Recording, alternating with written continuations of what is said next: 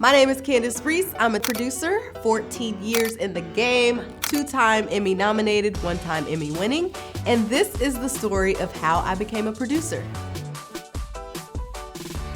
Freshman year of high school, my dad took me to a concert to see Kirk Franklin and the New Nation tour. And when I tell you my mind was blown, I saw people dancing in Missy Elliott trash bag platinum suits. I saw stages rotating. I saw dancing, lights, like my mind was blown away. As I'm sitting there at 12 and 13 years old, I started having thoughts wondering, who is the person behind all of this? Who came up with the stage design? Who told the artists it was time for them to get on the stage? I literally started breaking down the logistics of the concert while taking it in. That was what sparked me to be interested in music business. I didn't care about being on the stage. I wanted to be one of the people making the stage happen. So I started doing all that I could to get into spaces that could get me exposure into entertainment business, music business, anything that I thought would lead me to the path of being able to create concerts like that Kirk Franklin show. Fast forward to college, I am doing everything that I can, like I said, to get into entertainment business. So I worked at the radio station. WHOV 88.1 FM. This is your girl Special K, and you are tuned into the Auditory Letter.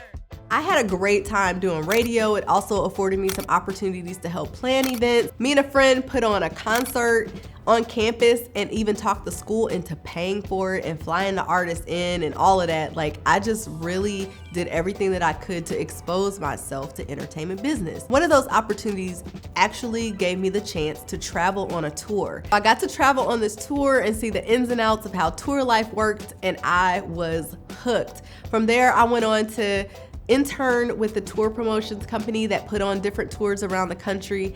And my senior year of college, I went to an event called Impact. Outside, crunkin' and your side.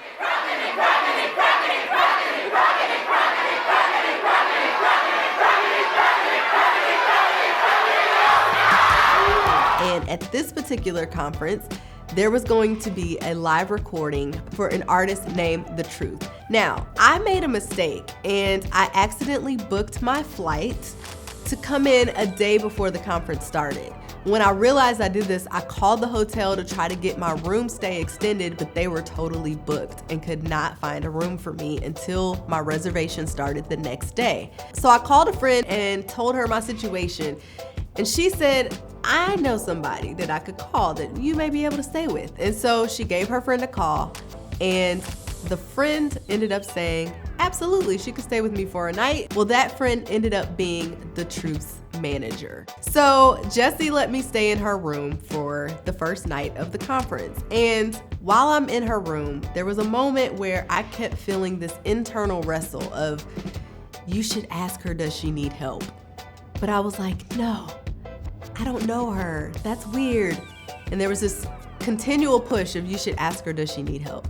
Finally, I mustered up enough courage to ask her, do you need any help?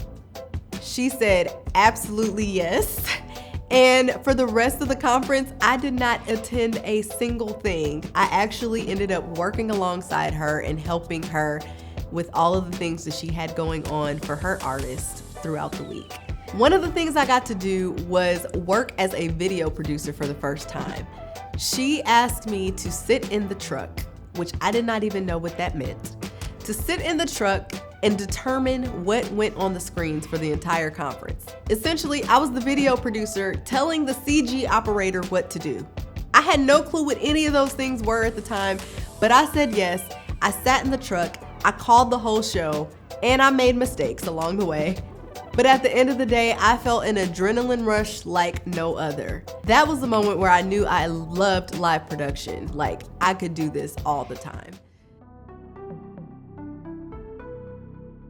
So following this opportunity, I continued to help her and work with her for the next couple years, and we had a really great time. After that, I went on to work as a public relations and event specialist for a church and did that for 2 years until I was able to save up enough money to move to my dream city of Nashville.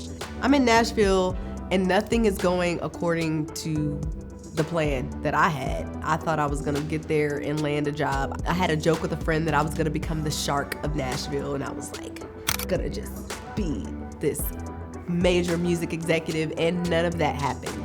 I ended up quitting the job with the artist management company.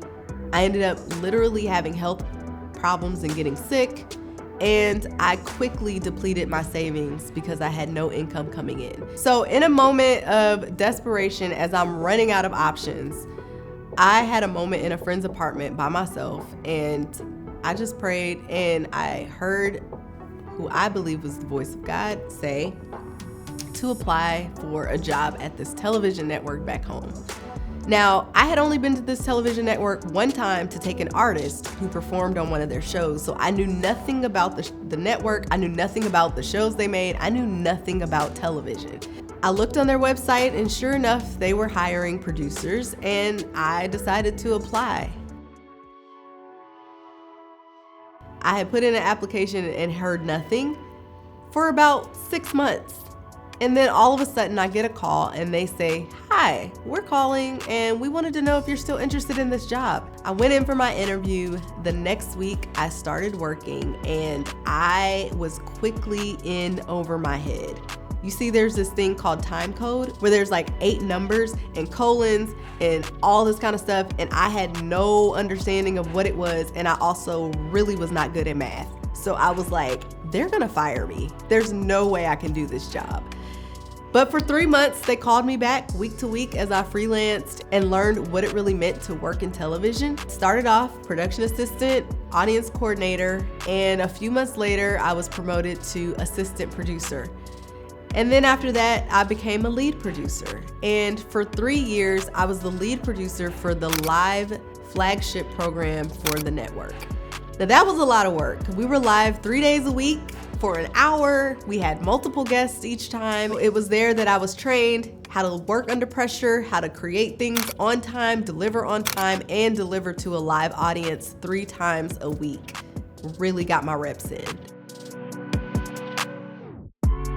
Eventually, I met my husband, and at the time that we were dating, I knew that things were getting serious, and I also knew that the job I had was very demanding, and there was no way I was gonna be able to build the life with him that I was imagining while working this job that required so much of me.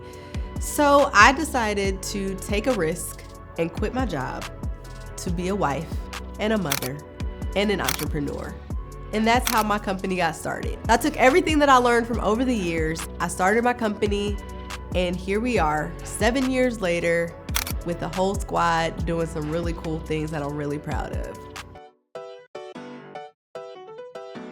So when I think about how I became a producer, I can't help but think about how it all started with service. If I had never asked the question, "Do you need help?"